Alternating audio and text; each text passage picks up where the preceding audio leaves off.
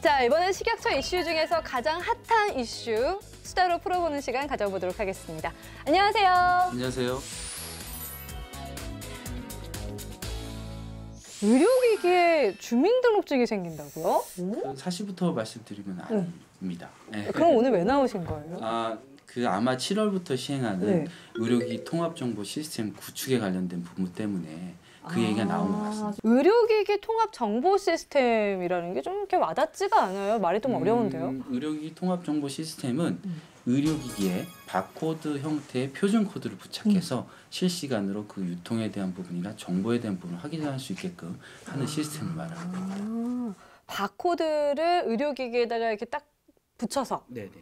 관리를 한다. 네, 그런 그렇습니다. 뜻인 거예요? 네, 그렇습니다. 실질적으로 문제가 발생됐을 경우에는 수기 방식 아니면 보고의 방식으로 했었던 부분이 있는데 이거를 이제 표준 코드로 해서 유통에 대한 부분의 정보를 파악하겠다는 얘기입니다. 그러니까 예전에는 다 쓰고 막 네. 아날로그 스타일로 네, 했는데 네, 네. 이제는 디지털로 네. 바코드로 네, 네. 관리를 하고 예전에 일부였는데 이제 네. 통합적으로 다 하겠다. 네, 그렇습니다. 이렇게 파악하면 되는 네. 거죠. 왜 갑자기 또 이렇게 통합 관리를 하게 된 건지 배경, 이유 궁금한데요. 예전에 이제 하나의 사례를 보면 인공 고관절로 인해서 수술받은 환자의 부작용이 발생돼서 수술 후에 그 주변에 뼈들이 녹는 상황이 발생됐었던 경우가 있어요. 네. 그러한 의료기기에 대해서 환자들을 파악하고 회수나 어떤 조치 등을 했어야 되는 부분이 있는데 시술받은 환자보다 이 보상 프로그램에 등록한 환자가 적었던 사례들이 있습니다. 그래서 실제 환자가 본인이 수술받은 그 인공 고관절이 해당되는 물품인지 아닌지에 대한 확인 자체도 안 됐던 상황이 좀 있었던 것 같습니다. 네. 그렇죠. 본인이 어떤 부품이라고 말하니까 웃기네요. 의료기기로 의료기기죠. 받았는지를 네. 모를 수 있겠네요, 진짜.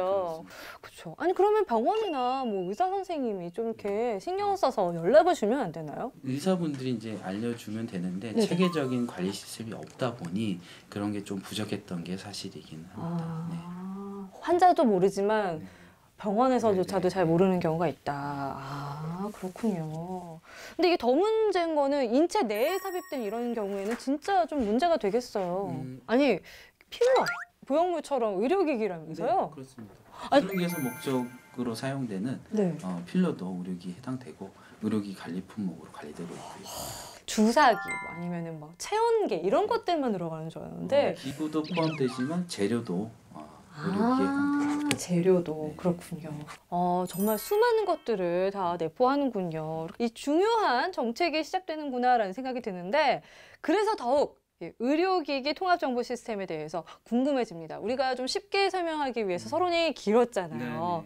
이제야 비로소 의료기기 통합정보 시스템이 어떤 건지 말씀해 주실 수 있습니다. 의료기기 통합정보 시스템이란 바코드 형태로 의료기기에 표준 코드를 부착해서 실시간으로 정보를 확인하고 그 정보에 대한 부분을 시스템으로 구축해서 바로바로 해당 의료기기에 대한 정보를 확인할 수 있게끔 만들어 놓겠다는. 이제 좀 이해가 되네요. 왜 그 연관이 있는 건지 주민등록증이랑. 그럼 이제 바코드만 찍으면은 그 의료기기의 출생 정보가 딱 뜬다. 이런 말씀인 거죠. 그러면은 의료기기를 만드는 회사에서 바코드를 찍어서 출품을 해야 되는 거네요? 그렇습니다. 제조한 당시부터 유통할 때 바로 바코드를 부착해서 유통을 하게끔 되어 있는 부분이고요. 그럼 환자가 병원에 가서 만약에 제가 뭐 주사를 맞으러 갔어요. 필러를 아까 우리 필러 얘기 나왔으니까 필러를 맞으러 갔을 때 의사 선생님한테 그 제품 좀 줘보세요. 정품 맞는지 확인해 볼게요. 이러고 나서 딱 가져가지고 탁 바코드 찍어보면 되는 거예요?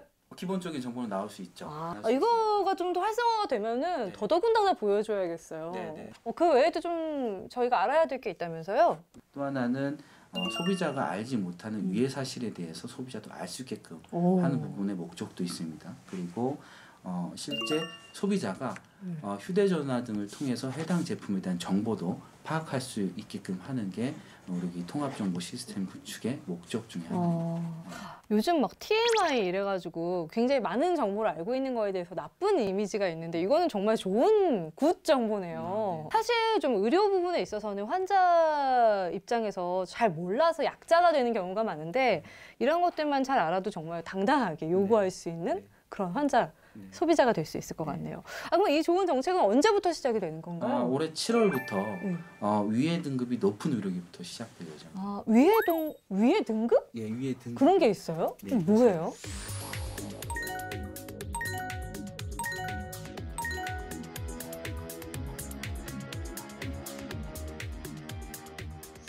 그러니까 뭐 갖다 댔냐, 네, 네. 부착됐냐, 넣었냐 이런 거에 대해서 그러니까 막 우리 몸에 얼마나 깊숙이 그렇죠. 그리고 얼마나 오래 있느냐에 따라서 등급을 나누는 거군요. 그럴 수도 있고 인체 위해가 발생됐을 경우에 얼마나 큰 위해를 줄 수 있는지 그렇죠, 그렇죠. 그것도 위해성 등급에 해당됩니다. 아, 정말 야, 이런 게 있다는 거를 저는 오늘 이 시간을 통해서 처음 알았어요. 끝으로 저희 시청자분들께 당부의 말씀 하고 싶으시면 한마디 부탁드릴게요.